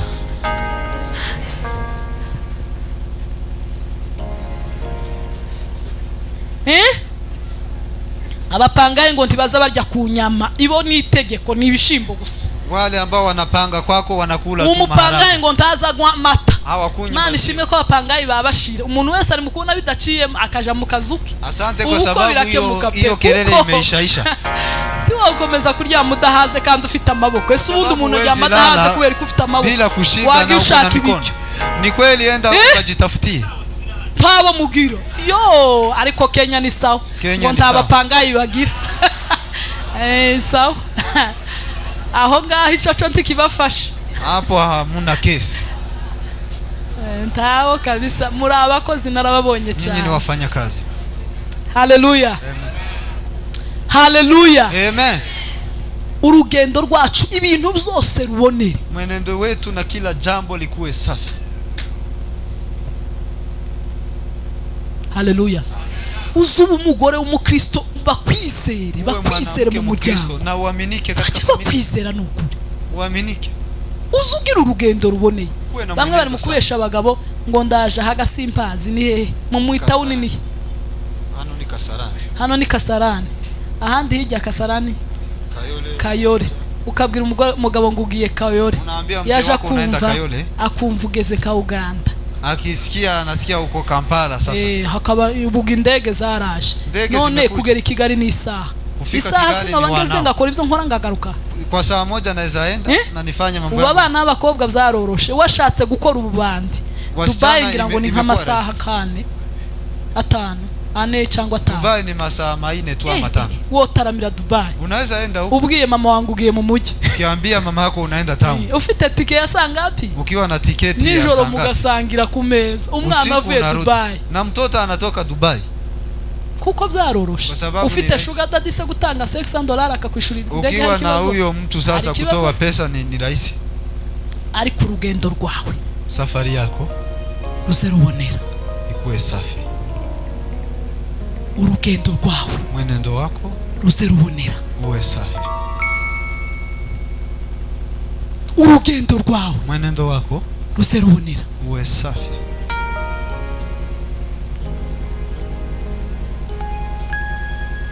Haleluya. Amen. Urugendo rwawe. Mwenendo wako. Bapapa. Ingendo zacu zibonera. Safari zenu ingendo zacu zibonera. Iwe safi. Ingendo zacu zibonera. Mienendo yetu iwe safi.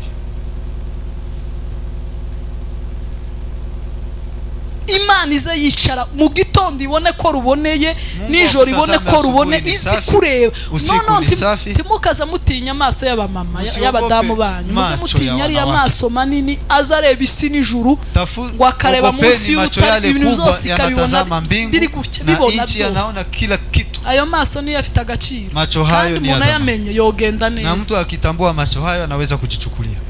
Haleluya. Amen. Ngiye gutanga urugero rumwe rw'umuntu wabaye icitegerezo ku ngeso nziza hanyuma dusose. Nataka kutoa mtu mmoja amekuwa kielelezo kwa tabia nzuri, alafu tutamatishe. Ngiye kuvuga hejuru ya Naomi. Nazungumzia kidogo kuhusu Naomi. Igitabo cha Rusi. Kitabu cha Rusi.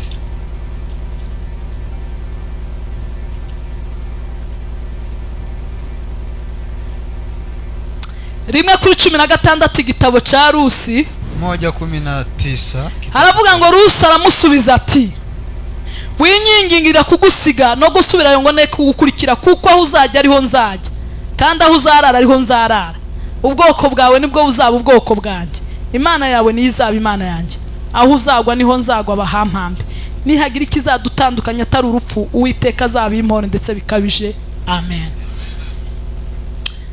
Naomi ndamukunda cyane. Nampenda Naomi. Yabaye umudamu mwiza. Amekuwa mwanamke mwema. Yabaye umuvyeyi mwiza. Amekuwa mke mwema. Bibiliya izitubwira ngo Biblia inatuambia hivi. Amaze gupfusha umugabo n'abahungu be babiri. Alipopoteza mzee wake na watoto. Umuhungu umwe yari yarashatse Orpa undi ashaka Rusi. Kijana mmoja alioa Rusi. Ngo bamaranye nk'imyaka nk'icumi barapfa. Baada ya miaka 10 wakaenda zao. Ngo n'umugabo arapfa. Na bwana ngo bari barahunga Moabu bashaka ibyo kujya kuko Bethlehem hari harateye kutafuta chakula kwa sababu Bethlehem palikuwa ngo bahageze nibwo abantu be bose bamushize. Walipofika watu wake wakaangamia. Ngo hanyuma baadaye ngo hamagara Orpa na Rusi. Akaita Rusi na arababwira ngo akawaambia bana banje bakobwa banje wasichana wangu. Ako nkunda iryo jambo. Napenda neno hilo. Muzamwita bakazana ngo bakobwa banje. Je, mnahitaje wakaza mwana wenu? Simpambare bamwese. Si watazame nyinyi wote. Muzamwita bakazana banyu ngo bakobwa banje. Munaita wakaza mwana wenu ati watoto wenu. Oya ye. Okay. Cho ni ikibazo. Hiyo ni shida basi.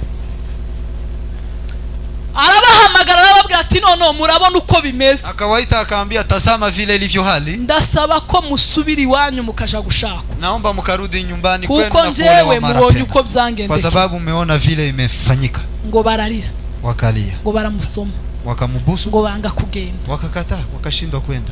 Ngo arongera kandi bwa kabiri. Mara ya pili akawaambia. Nyabuna ndabasaba ko musubira. Ninawaomba mkarudi nyumbani. Kuko yabonaga imyaka afite atosama ngo abyara umwana bashaka. Kwa sababu miaka aliyokuwa nayo hangechukua uzito na kuzaa. Ngo barongera bararira Orpa ngo aramusezera aragenda. Orpa wakalia tena na akaenda. Rusi ngo amubaha karamata. Akadumu na yeye. Ngo atekereza ibintu bikomeye. Akitafakari mambo. Aravuga ngo Imana yiwacu yari Kemoshi. Akasema Mungu wa huko tiyageze ivuga. Hakuzungumza. Tiyageze ikora. Hakufanya kazi. Tiyageze igira gute. Hakuwa anafanya chochote. Imana wantoje. Mungu ambaye umenifundisha. Zantekereza ngo none Naomi yageze afata nk'umugoro bumwe agatarama. Kwamba Naomi kuko bari abanyamahanga kazi. Kwa sababu walikuwa watu wa mataifa. Usakare ukuntu uyu mudama zagira. Rusi anaangalia vile Imana bazabasenga itari Kemoshi cya kintu tuzaduterura. Mungu ambaye wanamuomba ambaye si miungu. Ngo aramubwira ngo mabu. Akamwambia mama yangu nyingingira kugusiga. Usinisihi kukuacha. Imana yawe. Mungu wako nizaba Imana yawe. Atakuwa Mungu. Ubwoko bwawe. Taifa lako. Ngo buzo ariko muzamwumva aya magambo. Munasikia maneno haya. Uko bavuga ngo Imana yawe niyo wanaweza sema Mungu wako kwa sababu ya vile ulivyo. Umukazana yo haguruka akavuga ngo Imana yawe nizaba Imana. Mukazana anaweza kusimama aseme Mungu wako atakuwa Mungu wako. No mukazana udafite habe nakana. Basi mkazamwana asiyekuwa hata na mtoto. Ariko yotahavu. Anarudi tu haraka nyumbani. Ariko yotahavu babacu. Anaweza rudishwa. None sahananiza abantu baza barenganya umupfakazi ufite n'abana. Ikiwa watu wanazuru. Ibyo se tubireke reka tubikoreho. Wacha tukusiye. Tubireke.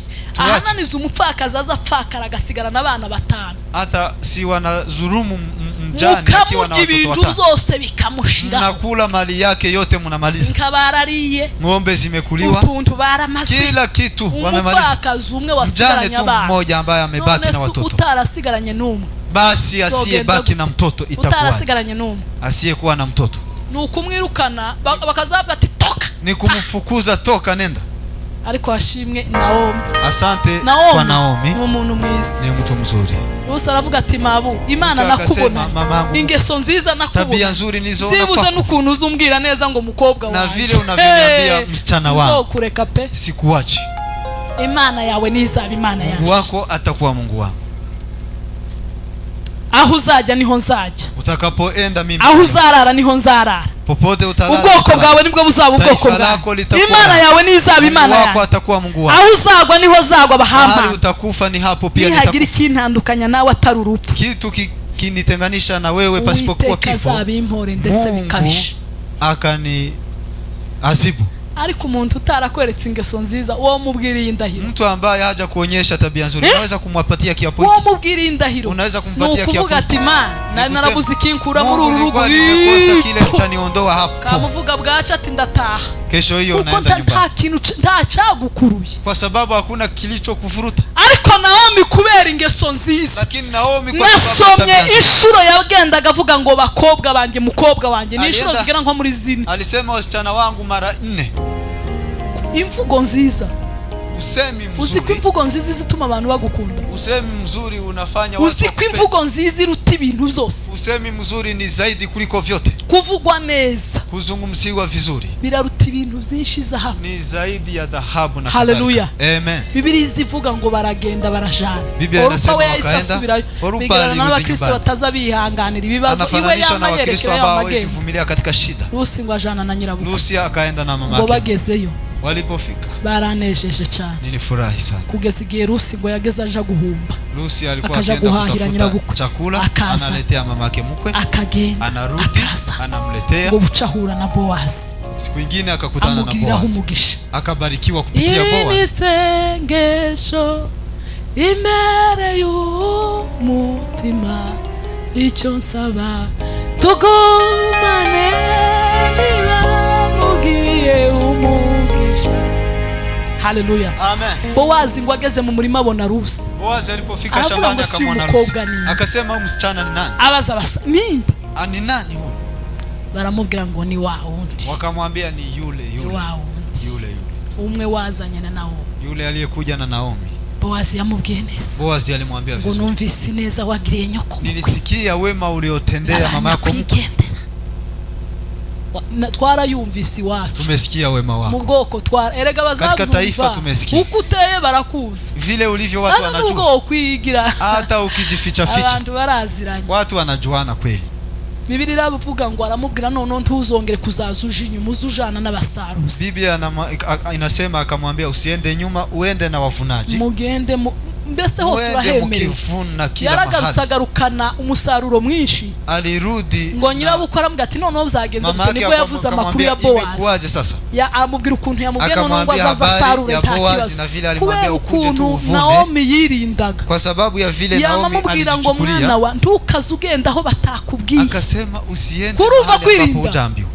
Utazamenyeraga ngo baguhaye uburenganzira bwo gusarura ukazamuja mu mirima bataka. Unaenda tu kwa shamba ambazo hujapatiwa. Uzugenda hafi y'abari gusamuge karibu na wale wafunaji wengine. Uri mu guha amahirwe bakayakoreramo amakosa. Unapatia watu bahati wanaharibu bahati hiyo.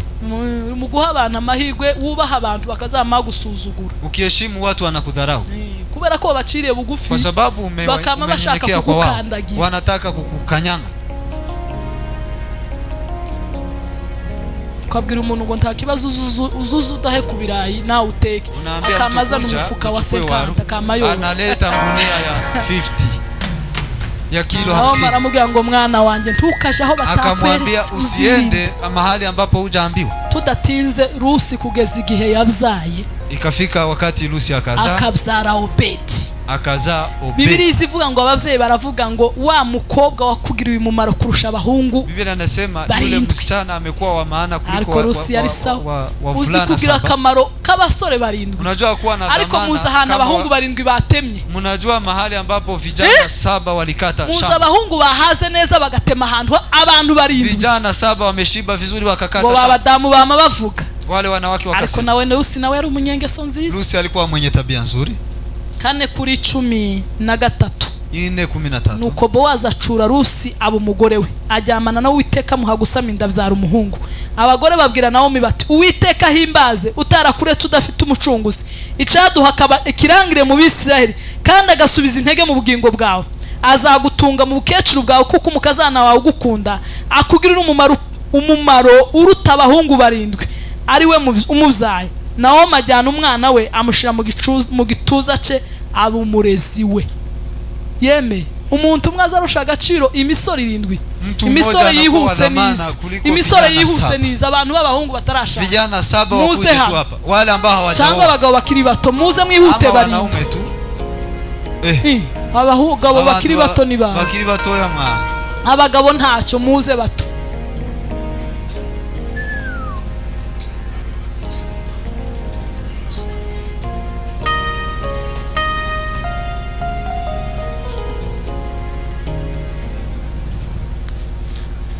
ko murabona abahungu niba ese abahungu babuze hano tunahitaji watu wawili.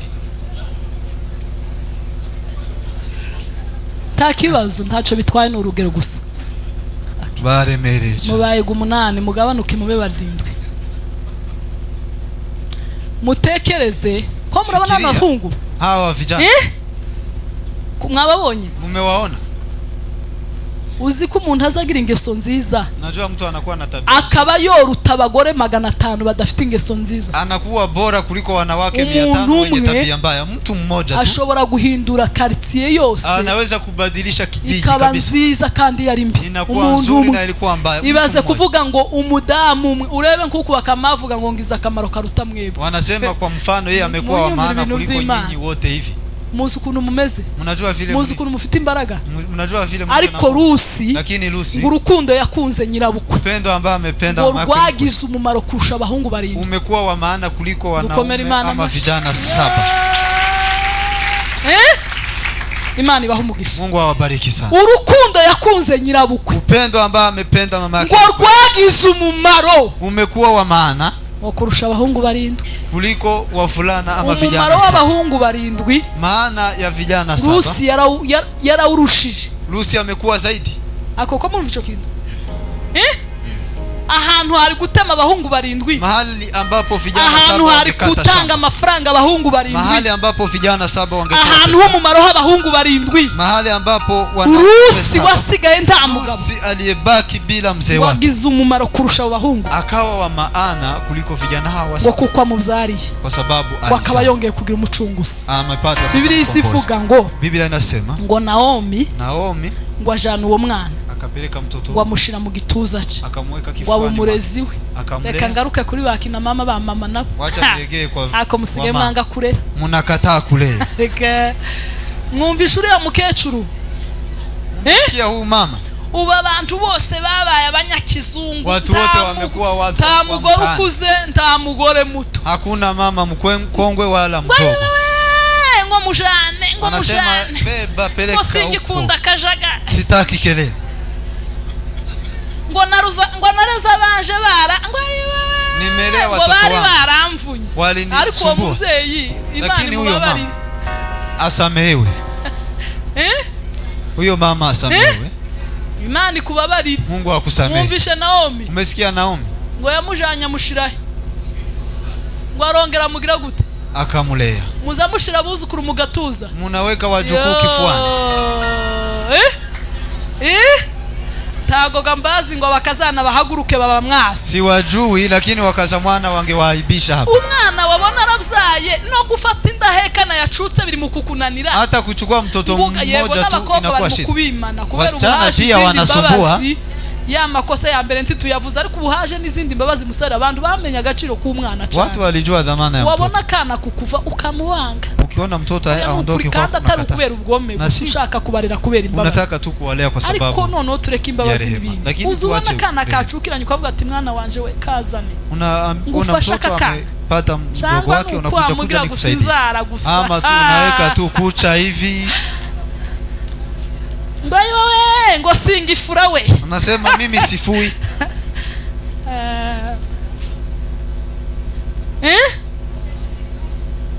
nongera mpeke kuri ribaya uzi kubunda bakazana bato bageza bagenda n'amaguru nk'ahantu mu biterane abagore bakuru akabari bagenda bahetse wakaza mwana walikuwa wanaenda tu hivyo kwa mama ndio abagore ndio walikuwa wanabeba watoto ko twese tumeze gutya wanasema sisi wote tuko hivi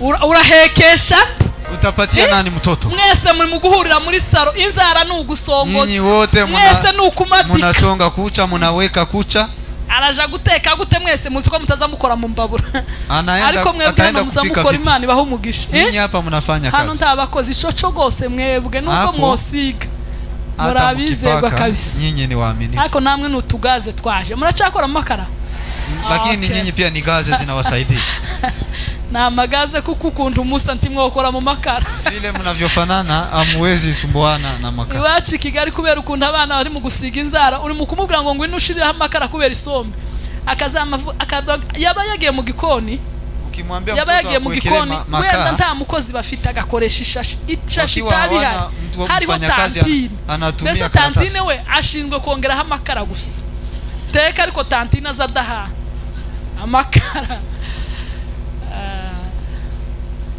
ese tantine we ntiyo kwicara ngo nawe udaheba tantine hawezi keti na ukafanya kazi. Imana ibaha umugisha. Mungu awabariki. Haleluya. Amen. Ingeso zacu zibe nziza. Menendo yetu iwe safi. Mu magambo uvuga. Kwa maneno tukazuvuga urudaca tukazugira indonde we ariko umugore w'indonde ntazagora yewe indonde imeze nk'agatonyanga gahora kagwa kuri sima kaza gatobora sima risima mwari mwabona umutonyi wabone inzira ku mabati ukazutonyanga ahantu uzi ko hazacukuka nimepata nafasi linavunja ngo kandi umugore uvuga urudaca ngo ameze nk'imvura y'urujojo wanasema mwanamke wa maneno ni kama mvua ya kutumbu ya kuendelea ngo umugore uvuga mwanamke wa maneno ni kama mvua inayosumbua watu ariko zituma abantu basuhererwa bacu basa nabi ariko zikunda imvura y'urujojo itera umujinya. Unajua mvua ambayo haiishi inasumbua watu mu bantu bose bakihinda ndio maana ukifika mahali aragarutse kandi Imana we amerudi tena abagabo bakazashaka ko bwira bagatasa 8 indonde yawe boyishobora wana shida na wewe sana intonganya zawe ariko magomvi yako. Kwa nini muna magomvi? Muzamutonga uko abagabo n'abagore bagitongana ni banga. Wanaume na wanawake ambao wanagombana ntivzobura pe ariko amasegonda ndikarenza umunsi. Magomvi lakini ni sekunde yotongana buri munsi gutongana. Lakini kila siku magomvi. Turi kwiga ingeso nziza. Tunasoma tabia nziza. Haleluya. Amen. Umugore w'ingeso nziza bera umugabo w'ikamba. Mwanamke mwenye tabia nzuri ni taji. Ariko umugore ukoze isoni lakini wakuhaibisha. Ariko uziyugeze muri karigo tsanga umugore wawe niba ariko muzamwumva nkagutaba papa. Iyo usanze nko muri karitsiye umugore waba mukugise bavuga ngo vuga ibyo wavuze muzamwumva nkaguta mke wako anaulizwa maswali mnasikiaje wanaume